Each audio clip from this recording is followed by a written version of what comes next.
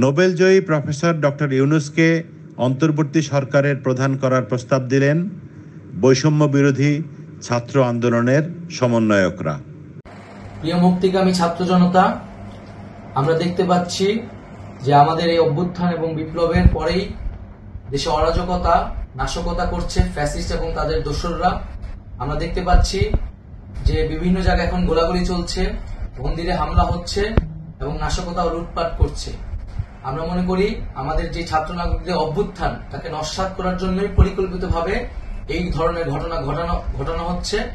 আমরা মুক্তিকামী ছাত্র জনতাকে সজাগ এবং সতর্ক থাকতে আহ্বান জানাচ্ছি এবং আমাদের যে অন্তর্বর্তীকালীন সরকার, আমরা সেই সরকারের যে প্রস্তাবনা 24 ঘন্টার সময় নিয়েছিলাম, জরুরি পরিস্থিতি মোতাবেক আমরা এখনই তার একটি রূপরেখা ঘোষণা করছি।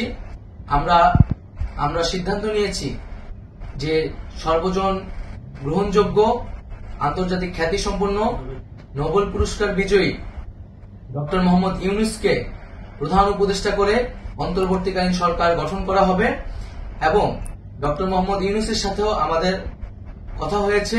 তিনি ছাত্র জনতার আহ্বানে বাংলাদেশকে রক্ষা করতে এই গুরু দায়িত্ব নিতে সম্মত হয়েছে। আমরা সকালের মধ্যেই আমরা এই সরকার গঠনের প্রক্রিয়া দেখতে চাই।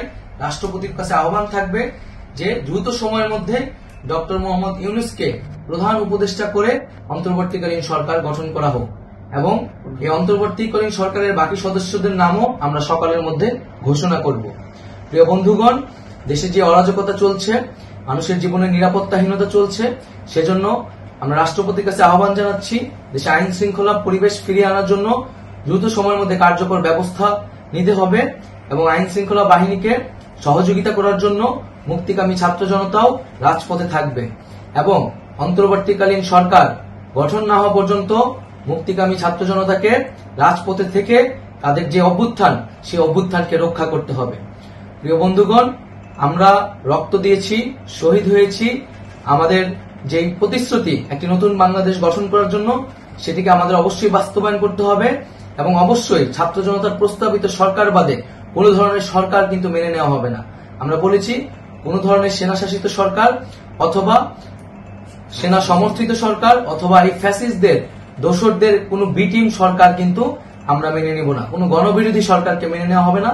ছাত্র জনতার অভ্যুত্থানকারী যে প্রস্তাবিত সরকার, অন্তর্বর্তীকালীন সরকার, যেটা আমরা সিদ্ধান্ত উপনীত হয়েছি ডক্টর মোহাম্মদ ইউনূসকে প্রধান উপদেষ্টা করে এই সরকার গঠন করা হবে, সেই সরকারকেই বাস্তবায়ন করতে হবে অবিলম্বে। আগামীকাল সকাল থেকে সকলকে আহ্বান জানাচ্ছি রাজপথে থাকার জন্য এবং আমাদের যেই সাম্প্রদায়িক সম্প্রীতি এবং রাষ্ট্রীয় সম্পদ রক্ষা কমিটির ঘোষণা হয়েছে বৈষম্য বিরোধী ছাত্র আন্দোলনের নেতৃত্বে, সকল পাড়ায় পাড়ায়, এলাকায় এলাকায় সেই কমিটি পাহারায় থাকবে। আমাদের সংখ্যালঘু কমিউনিটিকে আমাদের রক্ষা করতে হবে, রাষ্ট্রীয় সম্পদ এবং এই দেশকে রক্ষা করতে হবে আমাদের।